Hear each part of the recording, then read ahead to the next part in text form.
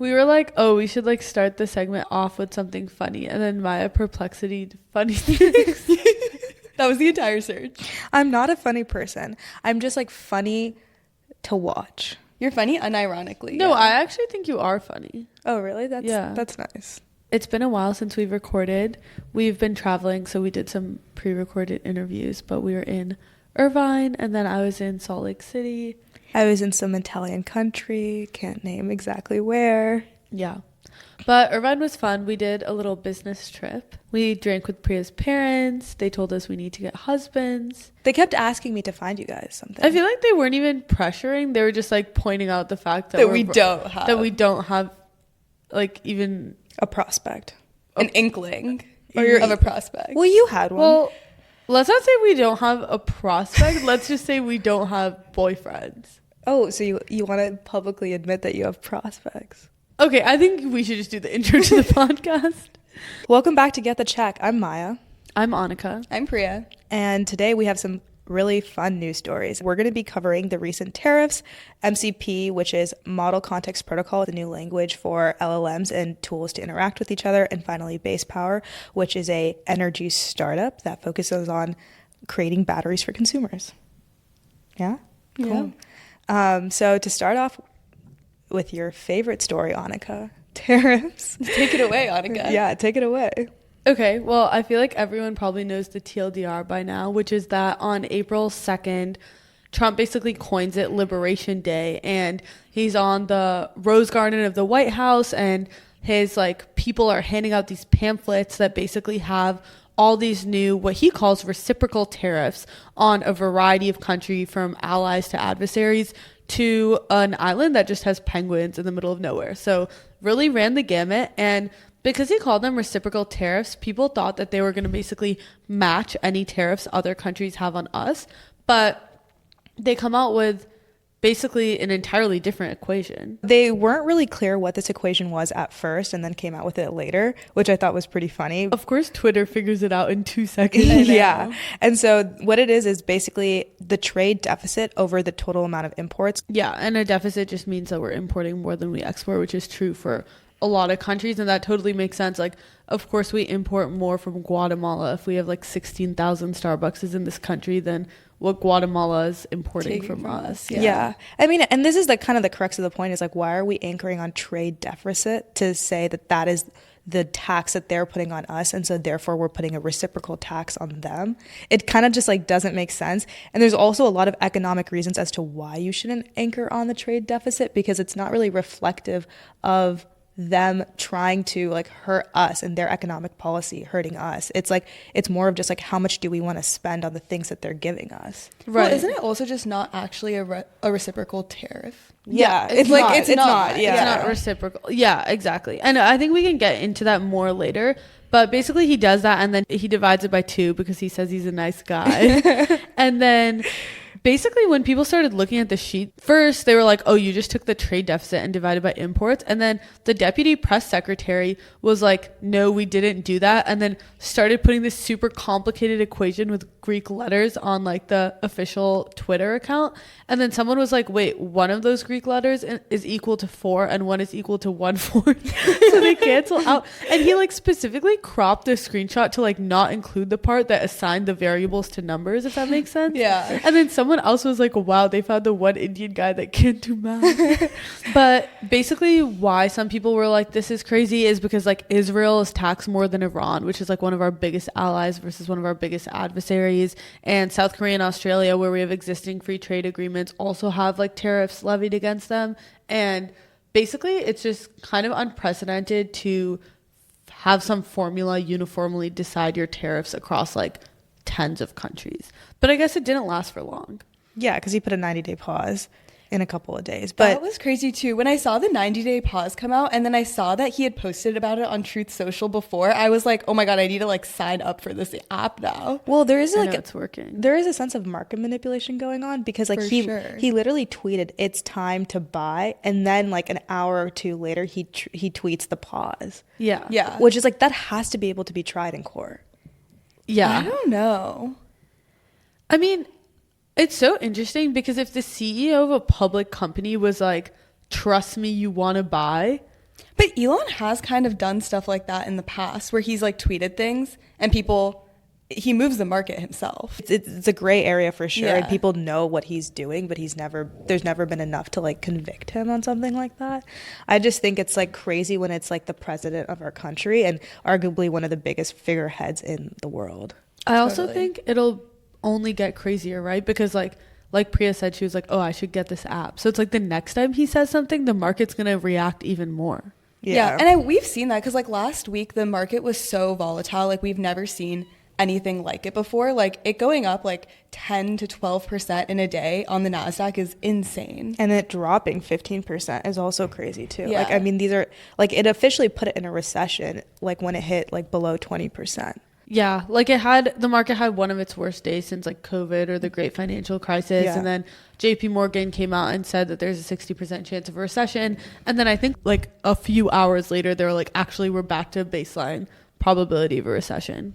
Yeah, we still are down on the year. Like NASDAQ is down 13% just this year. Because I was curious about that because I was like, the market did end up kind of balancing itself out just like in the last week of what happened. But on the year, we still are down a lot. I feel like the reason why the market is so volatile is because there's a lot of debate around Trump's strategy. Like, is this all just like a play based on his book Art of the Deal, where he says like you should say you're going to do something extreme so that someone comes to the table in desperation, or is he actually planning like long-term tariffs? Yeah, I saw this thing online because I was actually looking at that and I was wondering like what is the uncertainty that Trump has created in the world, because I feel like it's something where I have no idea what tomorrow is going to hold because he himself is like such a volatile person. Like he'll just like say whatever. And there actually is this like world uncertainty index that's put together by the IMF and like professors from Stanford basically, where they pull and like text mine country reports from like the economist intelligence units, I guess. And basically we're at like the peak we've been since COVID. And like COVID was the previous peak we had like ever been at. And now we're approaching those numbers, which is insane. And that's crazy because a global pandemic that no one has any idea like what the disease is yet, when the vaccine will be out. And it's like a feat of nature. Like Trump is literally the feat of nature. Yeah. A force to be reckoned with. And like no one knows what he has planned because like the Secretary of Treasury, Scott Bessent, if I'm saying his name right, like said originally, like on the campaign trail when Trump said 60% tariffs against China, I remember that because like some of our guy friends that like were saying that they weren't saying they support Trump, but they were like, we kind of agree with some of his policy, and they'd always be like on the economy. And I remember because I'd always like cite this like 60% of tariffs on China, and they would always agree it wasn't a good idea, but they would be like, he would never do that. And his own Secretary of Treasury said like that's the most extreme stance he would take. And now it's like what, 145%? Yeah. Well, his secretary also said after this that in uncertainty he can create leverage. So it's like they'll basically do anything that they can to make this look good, which is also shocking. But the other thing his secretary said was that he hinted at delisting the Chinese stocks from the exchange, which is also another huge like potentially financial weapon that the U.S. could do against China. And then is that like Baidu? It's like those companies? Yeah, or like Alibaba, for example. Yeah. And so what you would do is you would take $1.2 trillion off of like the exchange, which is an insane amount of money. Yeah. And then the second thing that you do is that like it risks a crazy sell-off, and so it hurts those companies specifically, directly hurting like Chinese manufacturing as well. So I think just to hint at something like this is just a little like, it's like, I don't know, like Trump has been saying he's going to do tariffs and he did it. And so I feel like we have to like believe that these things are going to start happening. Trump has basically raised tariffs on Chinese imports to 145%. They've raised their tariffs on us to 125%. So now there's like extreme tariffs on both sides. Yeah. And like Xi Jinping responded to Trump being like, no one's going to win in this scenario. And he's been super open that like he'll do whatever he has to do, obviously, to like support the economy of China. But like he doesn't want this. Yeah. And I want to note, it's not like it's completely unprecedented to tariff China. I would say it's more the extent of it because like Trump initially put tariffs on China during his first term, especially on like the automotive industry. That's part of why, like, as I know, Priya, we were having this conversation like a week ago, which is that like as Americans, you don't realize how advanced Chinese electrical companies are. And it's because there's like 100% tariff or something on anything coming out of like their EV sector. So all of that is to say, like, Biden kept those tariffs in place on a lot of Chinese sectors. Those tariffs are around like 20%. So I think it's more the magnitude, which is just like important to note, that it's not like Democrats or like the general American public wants like no tariffs on China. I think it's more like the crazy extent of it. What's also been shown by that, though, is the economic impact those tariffs had. And so when they were announced, one, they had a 3% effect on the market. The Dow fell 3%. And then two, over time, the Trump administration realized that they had to provide aid to farmers. And so they provided $12 billion in July of 2018 and increased it to $28 billion in May of 2019. And it's estimated that this was a whole third of their income between 2019 and 2020. To the soybean farms? Yeah, and the soybean farms, but also because that's also because China had retaliated with tariffs on U.S. products, like 15% on fruits, 25% on pork and other products. So like it was across the board, basically. It kind of just shows like what happens when you start to manipulate the market as a government and you start to intervene with the free market, essentially. You're shifting the incentives from one party to the other, and you're directly affecting one of those parties. And in that case, this was the farmers, right? And then as a result, you have to then step in and give aid to those farmers. And so you're weirdly doing this shift that is just negative impacting overall. And it just shows that like there's a reason you have a free market. There's a reason why they show that price controls are not an effective way to incentivize. Price controls are not a way to incentivize different industries. The only time when it's worth stepping in and intervening is to protect an infant industry that makes sense protecting. Yeah, I think it gets to the point of like, what are you trying to gain by putting a tariff in place? Because there's like three things that people usually try to get out of putting a tariff in place. And it's usually one that they're targeting. The three things are revenue. So it's like the government making money. And the second thing is restrictions. So they like actually don't want the good in the country. So I think like electric vehicles are a good example of that, because our industry is still new and blossoming. So they don't want like Chinese electrical vehicles competing with ours. And then the third is reciprocal tariffs, which is like, basically, I would say a good example of that is like what China is doing right now, because we put the tariffs first. It's what Trump says he's doing, but obviously they weren't reciprocal tariffs. But where it gets like complicated is usually you like give up making revenue off of tariffs if you're purely going for like the reciprocal aspect of it. And like you're usually not trying to go for all three of these things at once. But depending on the context in which he's talking about it, Trump will like say a different flip-flop, thing. like what he's trying to do.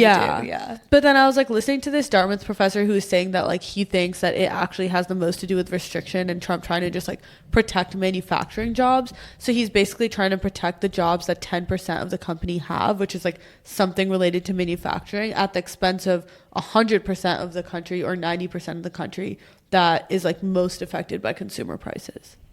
Yeah, this is why I just don't believe that this is his goal. I feel like it's like, I don't know. I'm just like baffled where I'm like, it's so obvious. What do you think his goal is? I don't know. Like, this is going to be a really polarizing take. I think one, it's for optics. I think he wants to show that he's in control and that he can push and make changes, whatever those changes might be. And there's always been this like kind of back and forth between him and the Fed. So like, for example, Jerome Powell has control over the Fed, can like kind of control what's going on because we've elected him and put it in place. And Trump doesn't have that control. And Trump tries to enact control of the Fed through like different ways. And so he puts pressure. For example, he'll try to put pressure on the stock market, and then that will cause the Fed to decrease rates. So there's like things like this that he'll try to do. And that's just to create like an illusion of control over that when he never really does. There's other examples. The whole thing around the FTC, where you're supposed to like appoint a couple of chair members but keep it relatively equal. Well, there's three. It has to be. It has to be. Yeah. And it's like, well, there's 3 seats that are open, and he fired 2 Democratic seats. And it's like, you're not allowed to do that. That's not in law. And so I don't think it's because he's really trying to protect manufacturing jobs. I think that's a plus of like the view, like he as Trump is trying to like obviously appeal to his MAGA base, which is like the lower to middle income class workers. So this is a great story to tell. I think what he's trying to do is just stick it to China and show that he has like big balls against China and create this optical illusion that he has control, but he's not going to have control. It's going to go badly.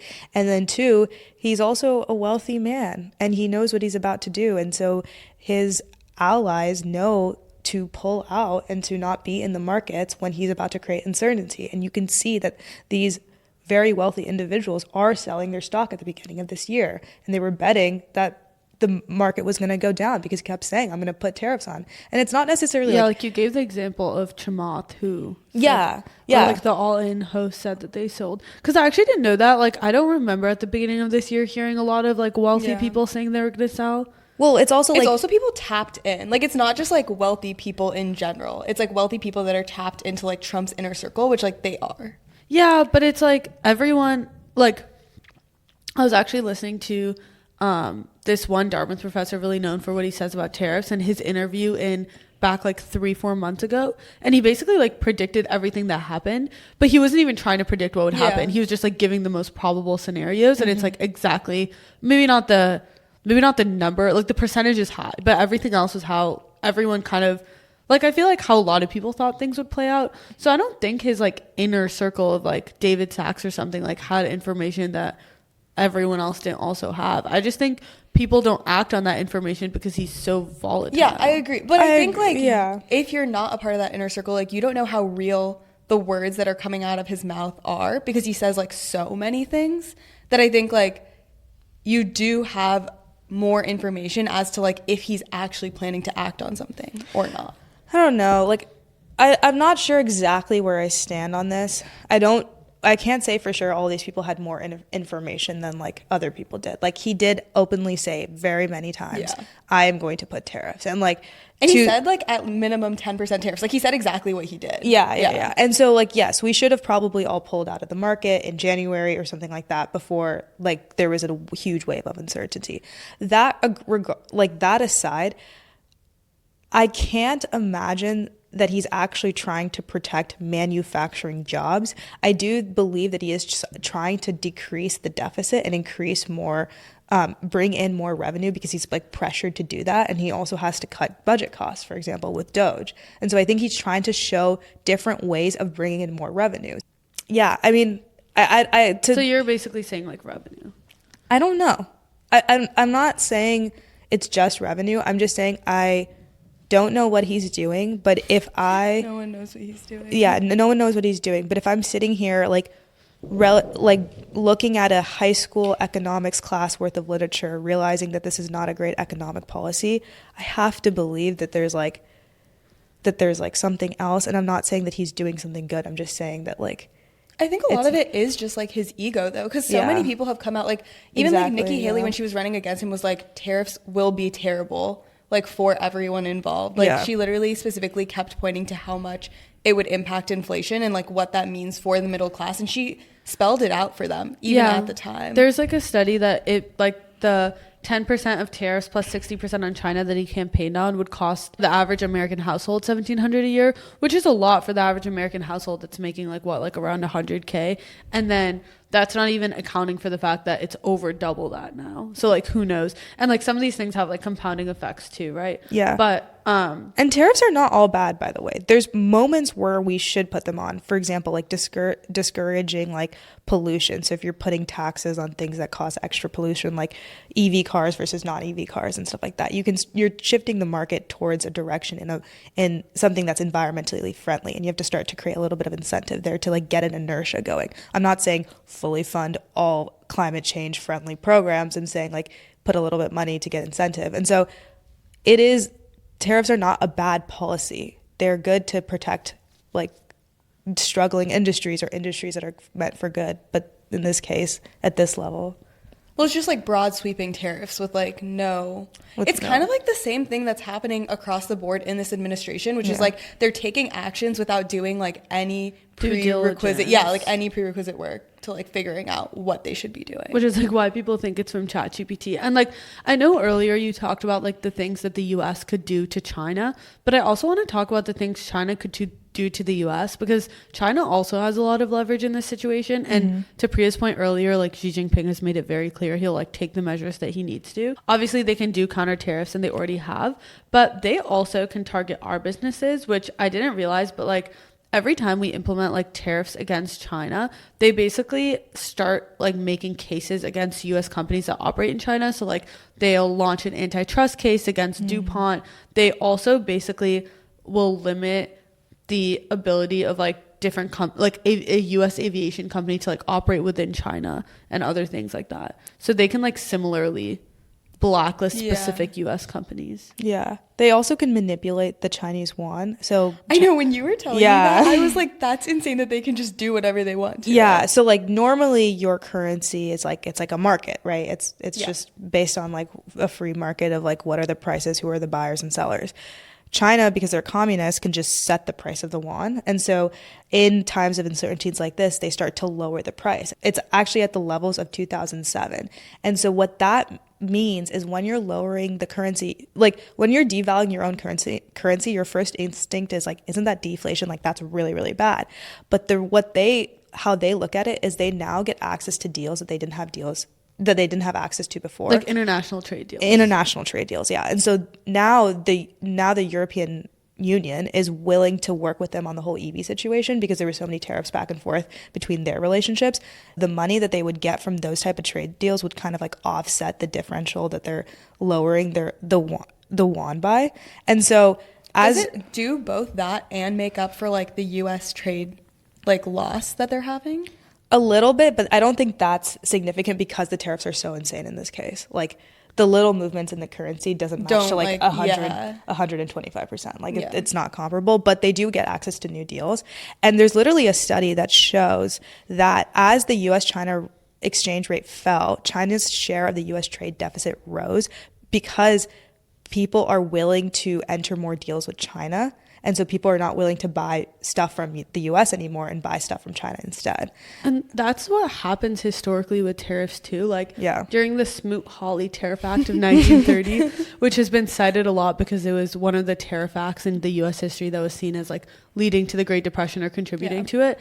But basically what I wanted to say about it is Canada started trading a bunch more with the UK because the US was being isolationist and taking themselves out of world trade. Like basically the network of international trade. And that's the same thing that's going to happen here. Like if we say we're just going to tariff everyone, and that's why the market fell so much and why Trump then said, oh, we're only going to do it to China, because when you like put yourself on a little island like that, obviously like everyone's relationships get closer. You could literally just think about it as like a friend group where like you stop going to like every event. Like obviously everyone else's like relationships are going to get closer. If you're the asshole that's just like Venmo charging everyone, then like then I don't know why you would want to be friends with us. Maya. No, like but she clearly has someone in mind. But you know, so it's so funny. So Lutnick, the Secretary of Commerce, he likes this policy. People actually think he likes this tariff policy, and like they'll commonly cite the Industrial Revolution time and like also the very historic time of like when tariffs were like good for the US. And you actually had a pretty good point about this. Yeah, well, this was interesting because I was thinking about exactly what we're talking about and like the globalization that exists today. Like literally every single manufacturing supply chain, like it goes between all these countries. When you think about an iPhone and like what goes into building something like that, it like goes from place to place. And so I was like, maybe it's just that in our society today, like globalization has increased so much, and that's why like tariffs have such a big effect versus in the past it might have been different. And so when I looked into it at the very beginning of like when the United States was created in like the late 1700s, it was the only source of revenue for the government, which is like why we needed tariffs, because there was no income tax. Yeah, like there was no taxation at the time. And so we needed tariffs.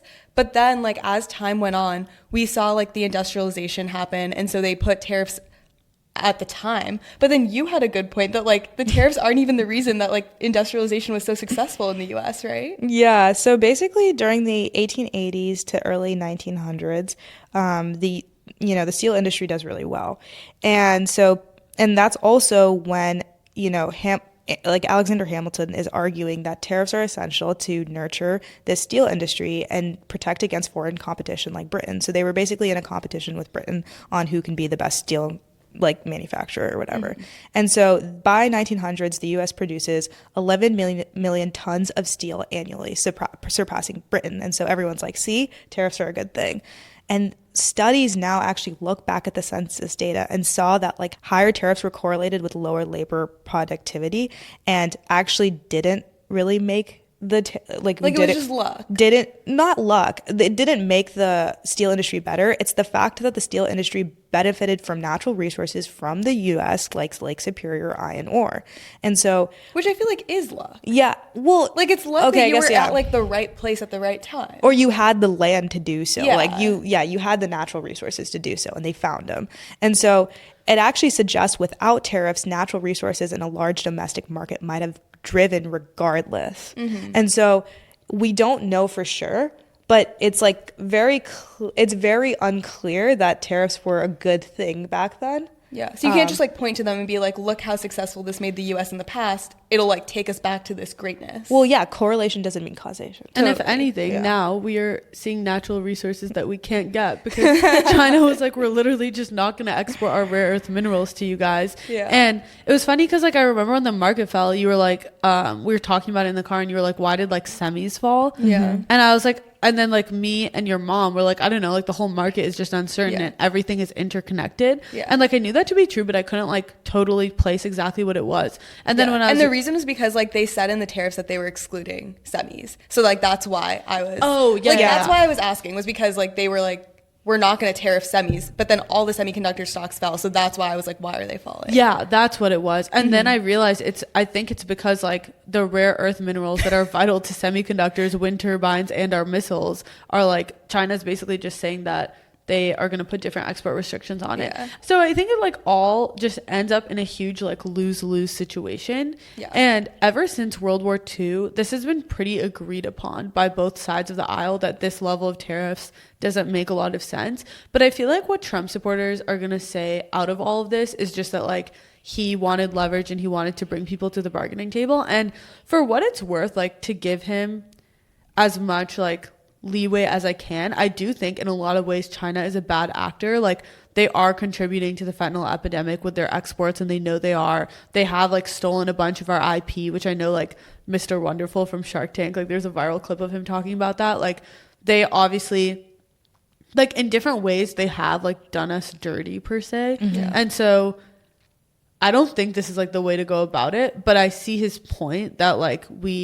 they like are a threat to us. I see that point. Yeah. And I think that's probably that's maybe comes back to the earlier conversation of like maybe the tariffs isn't really about manufacturing. He's just trying to pose it as that. And he's actually just trying to fight against these other battles and become the hero in the end. I just don't think he has the foresight. Yeah, to like do all of that. Yeah. Yeah, I mean, I think like I don't even think it's like a hot take. Like I think like he would say and everyone else would say like him hating China, or like, I mean, maybe not hating China, but like him seeing China as a threat is at the forefront of all of this. Yeah. And it's made clear even by the fact that like only tariffs only remain on China. Yeah. The other thing is actually I wanted to dig more into like the manufacturing industry and actually what it would take for us to bring manufacturing back to the US. Because this is something that I like kept like being like, okay, like it's not going to happen through tariffs. Like Apple's literally flying their iPhones from China to India. They're not going to manufacture it in tariff. Something that I found that a lot of people don't realize is that R&D is like very separate from manufacturing, which I think is really interesting. So basically like these firms, they make these prototypes and then it's like they take it to the manufacturer and the manufacturer's like, yeah, I can't do it. And then they like go back and forth, and only 15% of the innovations transition from lab to market due to this, and 40% of the manufacturing costs arise from post-design changes and like retrofitting equipment. So there's just like a huge inefficiency loop. And the craziest thing is that they're not incentivized to fix it because the people who are profiting off of it are the engineering firms. And so like the engineering firms are like, we're making a bunch of money. We don't care. Yeah. But the way that China gets around it is that like their government promotes a high tech to traditional value chain. So they promote having like AI driven quality control systems. They promote R&D manufacturing. Like they promote each manufacturer have an R&D department in it and do R&D, in-house R&D centers. Over 75% of manufacturing firms now operate in-house R&D centers in China. So it's like they have just a completely different approach of manufacturing, and everyone agrees that that approach is universally better. But like the US hasn't created the incentives to move to this approach. And why? I have no clue. I thought you were gonna like drop a new plan for the US, and you're like, I have no idea. Thank you, Maya. No, Maya for Thank you for your rant. But it's like I think that's where you fix the problem is you do something where you like incentivize R&D centers to be inside the manufacturing facilities. I agree, and I think overall we're just creating a more and more corrupt system, because something that I hadn't thought about that then like all made sense to me is I was listening to this podcast, and this Dartmouth professor, something Irwin, he was basically, I get like a little more information about this Dartmouth professor every time you bring him up.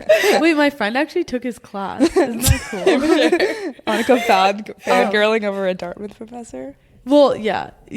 No, actually, he's We like, should have him on the pod. oh, I already thought that. I'm gonna email him. Okay. But what was I gonna say? Oh, he was basically like, now you understand why all those billionaires were sitting front and center at the inauguration, because the thing with tariffs and things like that is like major companies will strike deals with the United States government to like get around these things. And like, yeah, Apple seems super worried right now, but it kind of all makes sense that like, I don't know, it just all started clicking for me. And then I was like they all I was know going what's deep happening. into this like, no, like everyone knew that Trump might put insane tariffs on China, right? So like Meta, Apple, whatever companies are super dependent on China, they already knew all of this, and they have the power to like be his biggest donors and sit front row at his inauguration and become best friends with him. And that's their best route to like getting around these tariffs. Yeah, that makes sense. And I know like everyone already knew that it was like in their economic benefit to be best friends with the president, but this is why like you might, in theory, you could uniquely see a tech CEO that doesn't actually support Trump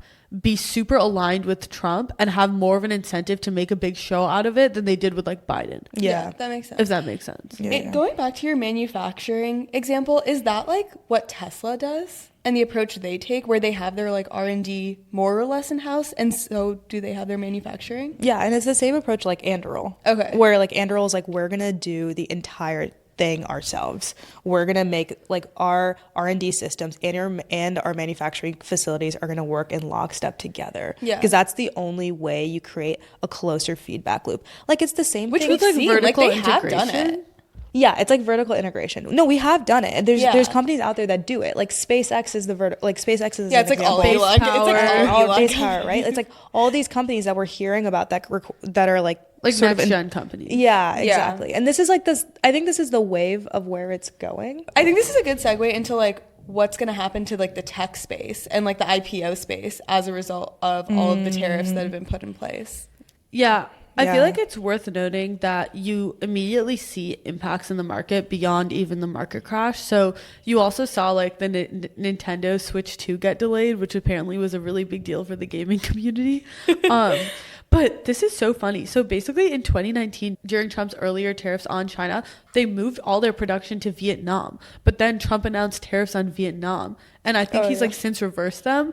But that's like what delayed the whole thing. Yeah, because Lululemon's made in Vietnam. And I was like, oh, this is not good. That's where Priya draws the line. But then on top of that, like Klarna and StubHub paused their like road shows because they were planning on IPOing soon. And the reasons why they paused them were basically like uncertainty around like investors being distracted, their valuations being more volatile. And there are like some... Just a spade is a spade. Yeah. Call a spade a spade. Yeah. Like there's some industry risk of like Klarna being like, oh, I don't know what will happen to consumer spend. But most of it is not industry specific. It's just like the market is too unpredictable. Yeah. Well, it's like but Klarna specifically, I think, is industry specific because like they over index on like the fashion industry, which will definitely get hurt by all of these tariffs because like they're coming from, like you said, Vietnam, China. Yeah. And if Trump decides to do this, they can't risk that IPO. But I do agree with you generally. Okay, well, I just feel like you can connect like almost, I agree, like I don't disagree with you, but I don't think like you can connect almost any tech company or almost any company unless it's like pure play software back to like these tariffs pretty easily, right? But that's the thing is like, that is the thing is like not when you... like StubHub, really. But I feel like if it can't, like what they do, like reselling tickets, like aren't people going to buy less tickets to events if the economy's in like free fall? Yeah, exactly. Which is why they don't want to IPO, right? Well, I think the bigger reason that people don't want to IPO is because like investors and bankers, from what I saw, are not willing to take on the risk of an IPO. And if they are willing to take on the risk of an IPO, it's going to be at a significant discount that like Klarna or StubHub don't want to take, because they're like, why would we IPO at this like discounted valuation that you're giving us due to like market volatility? We might as well just wait a little bit longer and then do it. So I think like obviously tariffs and like the market and all of that like plays a role in it, but I think it's really just like the bankers and investors who have to help these companies go IPO being like, we're not willing to take this risk right now. Yeah, and the companies don't want to be at a discount. Yeah, like totally. you said. But it's like the same thing that happened in COVID, where like Stripe was supposed to IPO, then they just were like, yeah, JK, we're not going to do this. Yeah, and they still haven't. Yeah. But like CoreWeave and Newsmax, which were the recent IPOs, have dropped like double digits. Yeah. Whoa. Yeah, that's the other thing, It's is tough. that like if you were to IPO in a super volatile market, like that's super likely to happen. So it's tough. Yeah, but I think that wraps up tariffs. I'm sure this will be an ongoing conversation, and it'll be interesting to see if all the Trump supporters saying that this was some big negotiating tactic to get a huge concession from China, if that plays out and if we get any concessions at all. Cool. So moving on, next we're going to be talking about Model Context Protocol. This is a protocol that Anthropic has dropped back in November of 2024 and has recently been all the rage in the AI space. It really has. Oh my God. We need like a... You just tighten it all the way around. I know. It's just like not tight. It's fine. It's fine. Our studio breaks every 2 seconds because we have to be a traveling studio. We're a traveling podcast. I don't want to talk about this. Let's just go back to MCP. Which I also don't want to talk about, by the way.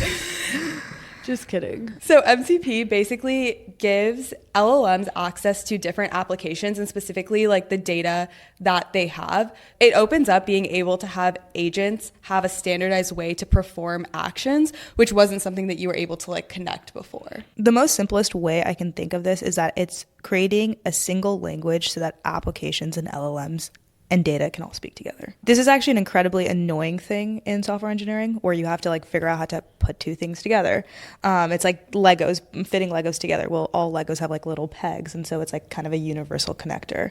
And this happens with systems and engineering in Maya general. to give examples for non-technical people, and now she's talking about Legos, bro. Hey, I'm trying to like keep it non-technical. But I was listening to this thing that explained it really well, which I want to repeat, is when LLMs first came out, all they really did was they were standalone LLM, where you could ask a question and they would give an answer, but that answer would be outdated because it's not connected to the internet, and it would just be generative text. So it's like, and it's not like related to you, like it doesn't have memory. It doesn't have memory. And so then to make LLMs stronger, they started hooking them up with databases, they started hooking them up with tools, but that created like what they call an MXN problem, where there's like AI applications meet N tools, and so you have all of these different connectors that you have to worry about, and it just becomes exponentially hard.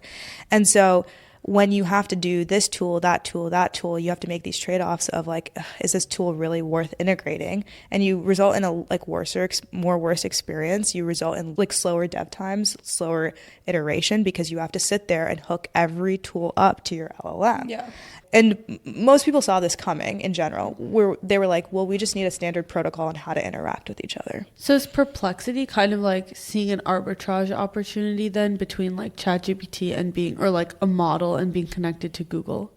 I don't think it really gives actually any person any extra advantage, if that makes sense.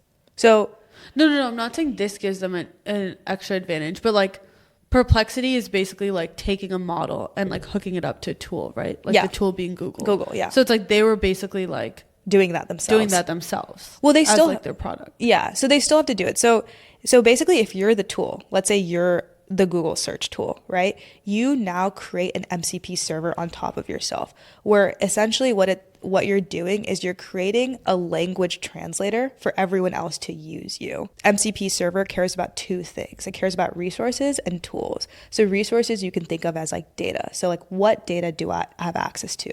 So you can think about, hey, when you ask me for my resources, because you're an app and I'm a tool, right? You just ask, what data do I have access to? So I'll give that back to you. And then you can also ask me, what tools can you do? So I'll describe those tools. So I'll give like natural language prompts of, this is how you use me. And then I like do the action when you use me. So, and this is all like behind the scenes. So from our perspective, like when we would be using these types of tools, basically all you have to do is just like type something in natural language, like, can you tell me the ARR of this company? And it's like, oh, that's probably in our CRM. Let me go to Salesforce and pull that information for you from there. So like all of what Maya is describing happens like behind the scenes in these tools, like getting information from each other. Yeah. So let's say I'm Salesforce. I'm a tool that I want to be hooked up to an LLM. And so I'll put a Salesforce MCP server. And so I'll tell that MCP server, the resources you have access to are all these contacts, like Maya, Priya, Annika. You can send emails. The tools that you have are all of these marketing campaigns. So here's like email blast 1, here's email blast 2, and these are all tools you can use. Now an LLM on top can be like, hey, what are the contacts you have in Salesforce? Can you go send an email campaign? And now it just lists the tools and it lists the resources, and with reasoning, it puts it all together. Yeah. And so it becomes this really easy way to interact with basically any tool on the back end. And so the reason why this is like super important is that this is the only way we scale the AI environment. Yeah, because it's key that like we've been able to do this in the past as well. And this is literally just like a new standardized way of doing it that reduces dev time significantly. So to Maya's point, we can actually scale this now. Because before it was like whenever a tool like changed or updated, you'd have to like fix it, right? Or like redo it. Yeah. And now it would be automatic. Yeah. And it's like you always have to maintain what are like all my custom connections to this one tool. And so like you said, the version bumps are automatic. And this actually came out in November, and a big question I asked myself is like, hey, like why did this become so popular? But basically AWS, GitHub, OpenAI, these are all, obviously big players in their own space. They all embraced MCP. They put up MCP servers. They put up MCP clients. Wait, my entire LinkedIn right now is literally just like new companies announcing their MCP servers. Like that's genuinely my entire LinkedIn. Yeah. And so I think specifically OpenAI embracing this kind of just puts it as a stamp of like, yes, this is the protocol. We love to see two rivals coming together. Yeah. And this is really normal actually in the dev space. Like there's other protocols, for example, OpenAPI, language server protocol. Like these are all different things. Like it's all just normal things to be able to get applications to integrate with each other. And so MCPs actually kind of make AI a little bit more of a even playing field for people who are trying to make startups, because like before, if a new like LLM was released or a new tool was released, you would like scramble to add it. So for example, Perplexity Cursor would like scramble to add the new models, right? And well, wouldn't they even like know beforehand so that they had the time to like integrate the models? Exactly. In Cursor's example. Exactly. And so that integration, right, is like it takes time. And so like having that extra time beforehand to know about it, having also the funding to fund engineers to do it, right? You just need like manpower. Yeah, you do. And so when you create a protocol, you make it really easy for anyone to do anything. And you also make it really easy for your own tool to get used. Yeah. So, if I'm GitHub or if I'm some browser, I'm going to put an MCP server up for myself so that people can use me.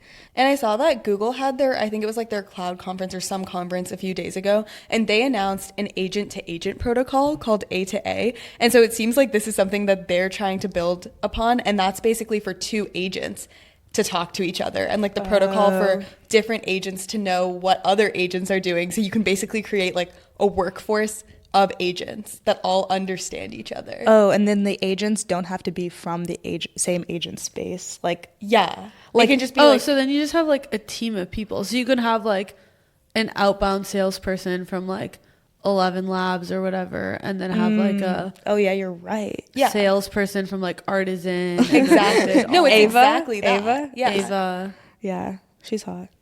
Yeah, we see her plastered all over the city. Yeah, but it is really cool, because if agents, where will we be? No, not in the equation. Yeah. Cool. Moving on to our last company, which is also our segment of the podcast of companies that would get our check for this week. We're switching it up. We're being positive. Normally we flame a company on here, but like it's never a hot take. This is going to be better. We're going to do a bit of a deeper dive, and we actually really like this company. It's called Base Power.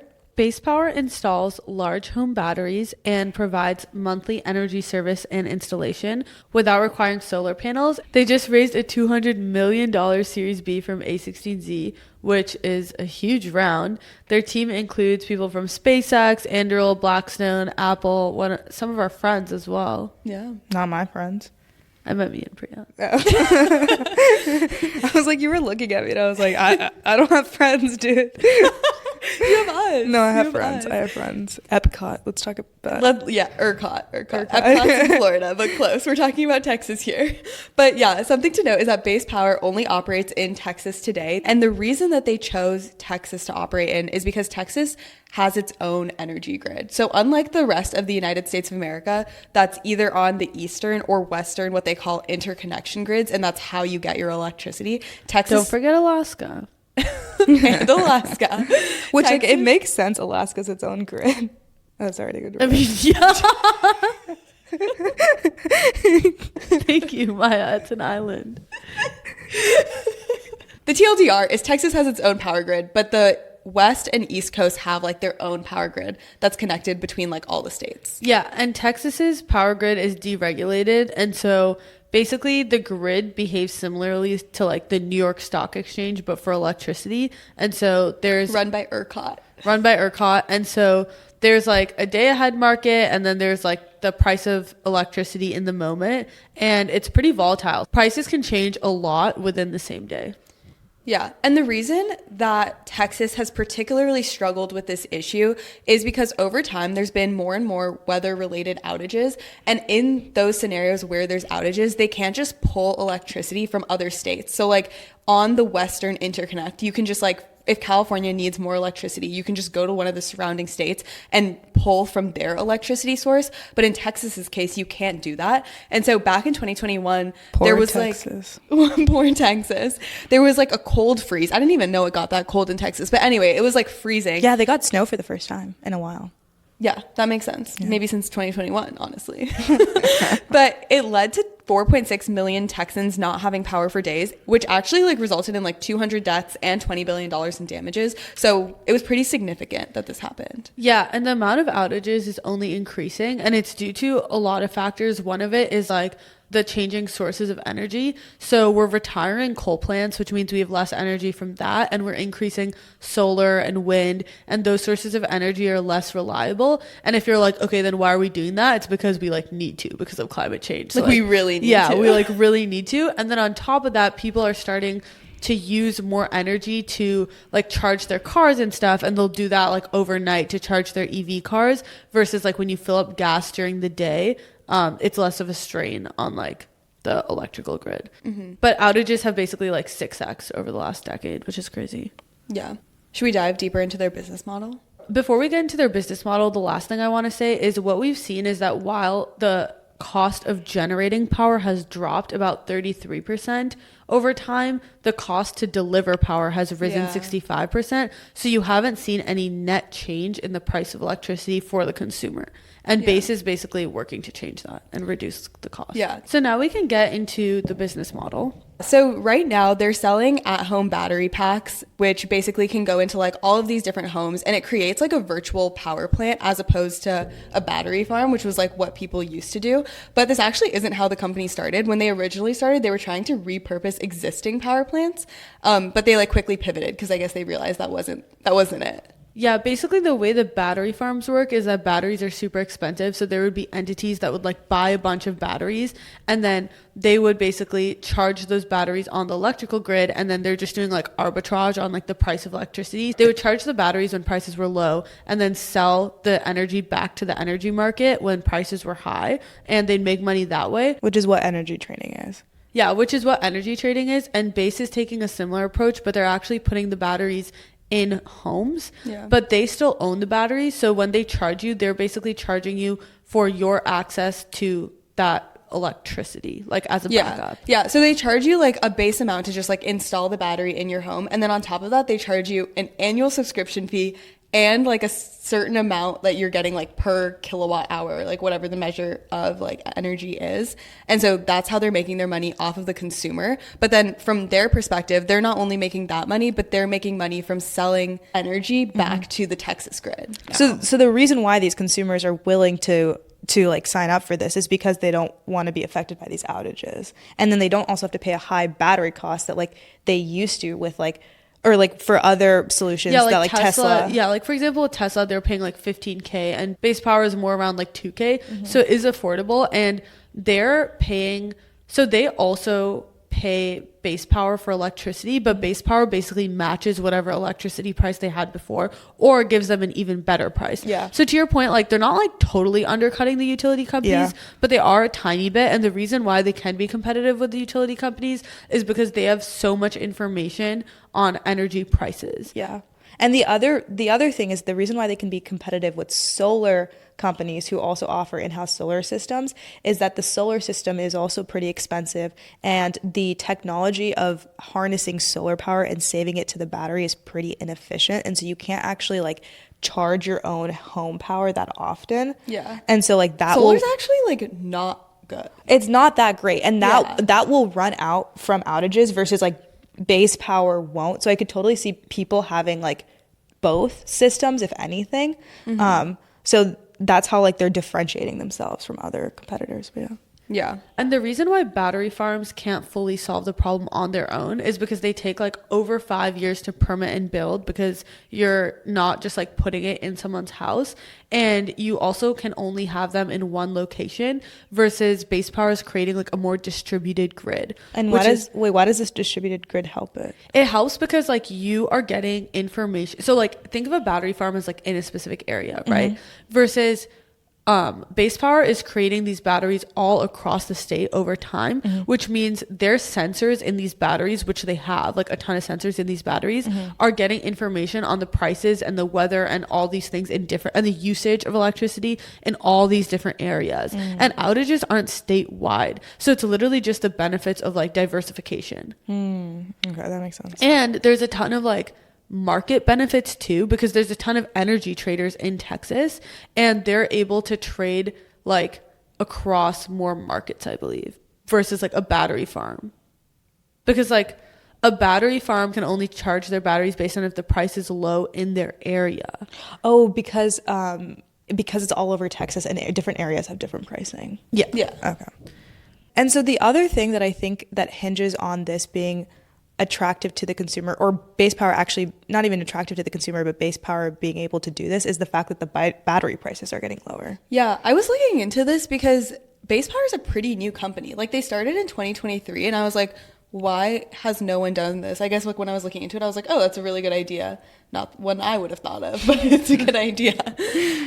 And basically, like because of the EV boom, we've been forced to figure out the supply chain for lithium ion batteries, because you need them in every single EV. And so when all of that happened, lithium ion batteries, the price of them decreased. They've decreased like 82% in the last decade. And this is like what's made batteries affordable, because before this, they were just like an inaccessible.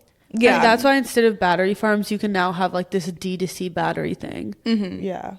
So also the market conditions created a perfect environment for base power to like get product market fit and actually even compete in this area. Yeah. And it's like that also in combination of, in general, our usage of electricity is just going up across the board. Like by 2050, people are saying it might even like triple from where we are today in the United States. And I think especially with like AI and data centers and EVs, like all of these things, it's just really straining the grid right now. Yeah. I mean, there's reasons why we want, like to your point, why we want electricity usage to go up. Yeah. In the case of EVs, because that means naturally I would think our fossil fuel usage would go down. Yeah. But it's like, is it? Is it? Because like in the AI world, I guess, I don't know. But can our grid support it? Right now, like it's supporting it, but I feel like in the future, it's definitely going to be tough. There was this study where Goldman basically estimated that by 2050, we would need an additional $2.3 trillion dedicated to expanding, upgrading, and digitizing power networks. And this was only like part of the broader $6 trillion plan that they put into place, but specifically for the grid.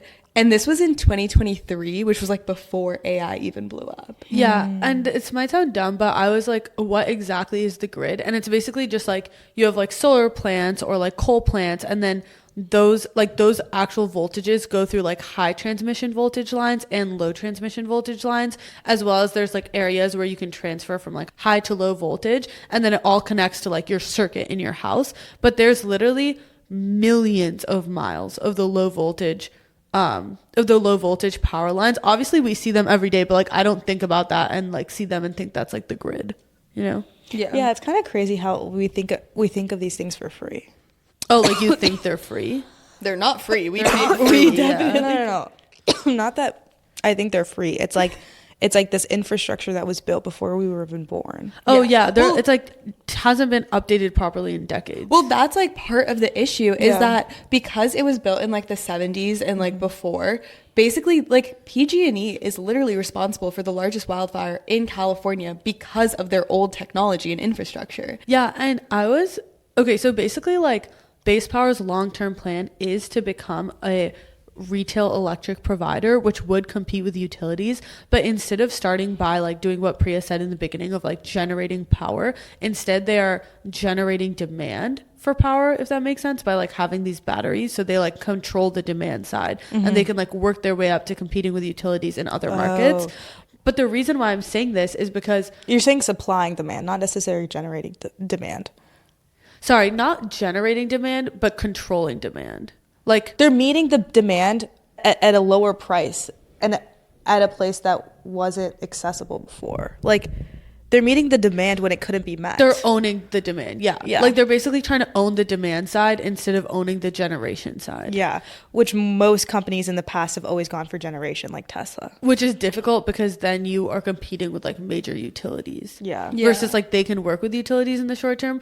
But the point that I was trying to make is that like I was reading this thing about some of their product features and it's literally like, oh, you could pay for your electricity with Apple Pay, or there's like games within the app so that you can like reduce how much energy you're using, or like just overall there's like a better product. But no one's ever tried to bring like next gen technology features to like a PG&E. Yeah, well, because PG&E also has no incentive to, because they're like, it's a monopoly. Like it literally is a monopoly. Yeah. And so while they're starting in Texas, there is room for them to expand into other markets. But the way that they go about that is they're just going to work with those utilities in the beginning, because those utilities in certain situations need the power that like they just need Base help. Power has. Yeah, they need help. And so like they'll work with them. Yeah, that makes sense. So do you see that as like what they're going to do with this $200 million is go to other states and like work with these utility companies? Yeah, I think they're also building out their battery like manufacturing facility. Oh, so that they can produce more. Yeah, and like it's really technically difficult to do all of this. Like to create a battery, like no one has created a battery that holds enough power to like power a house for an entire day the way that theirs does, because they haven't been created for the consumer like case. Also because it's never been cheap enough to do that. Yeah, but also we were talking about verticalization before, where it's like I would assume a player like this would be just like the energy trader and maybe just like the salesperson for the battery maker, and they would be completely separate people. But it almost seems like Base Power can take advantages of also being the battery player and develop batteries specifically for consumers. Yeah, and they are. And like even I watched an interview with one of the founders and they talk about how they're optimizing the entire process of like installing a battery. And they were like, they're literally trying to shave like minutes off of the process because it's like part of their competitive advantage. Like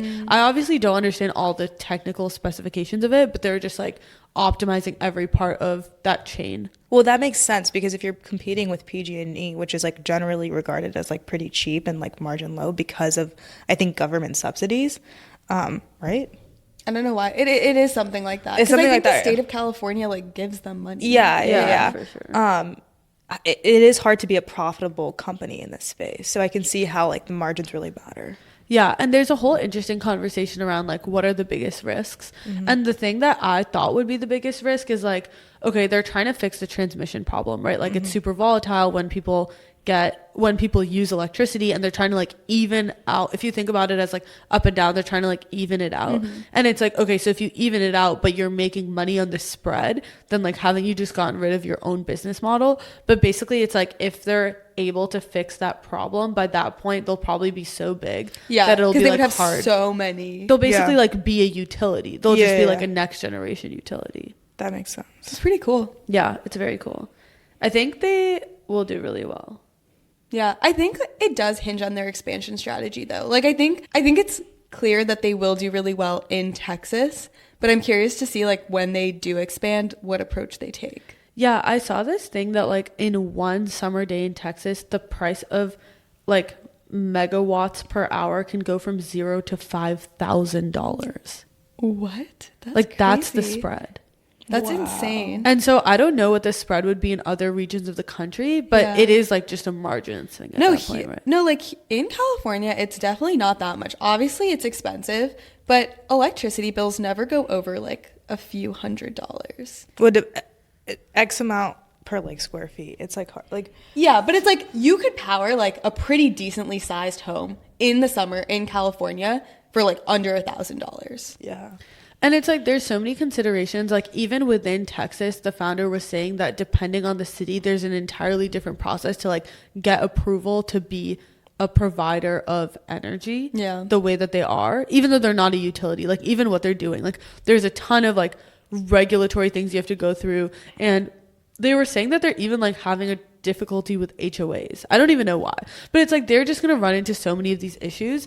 But I feel like they have a lot of capital and they have like really smart people working there. Yeah. So I think they have a good shot. Well, the only way that this works is like with capital in that way, because it seems like they'll not focus on profitability for a while. Yeah. Because it is such an infrastructure heavy kind of company. It's so rare to see a company where their like incentives are like all the incentives are aligned well. Yeah. And they're doing good. They're saving lives. Yeah. That's true. Well, I guess like if an outage were to happen. Yeah, that's Yeah. true. Well, they are saving lives in general because they're making it easier to transition to clean energy as well. So like Yeah. even without an outage. Yeah, that's true. Yeah. Cool. This has been a fun episode. I Yeah. know. Yeah? Base Power will give you our check if you want us to angel in your next round. We should do this more often. Do what? The And on a positive podcast? note. The podcast. Wait, it's kind of fun recording She's today because we haven't recorded in And so long. long. Yeah. I was like, And oh, we're I not missed- burnt out. No, I feel like burnt out, but it's not like Maya, let's just wrap the episode up. but not by this podcast. By life. By work. Maya! Well, Maya has to catch a flight to Japan, so she I needs love to my dash. job. Okay, Oh bye. my god. Bye. Bye.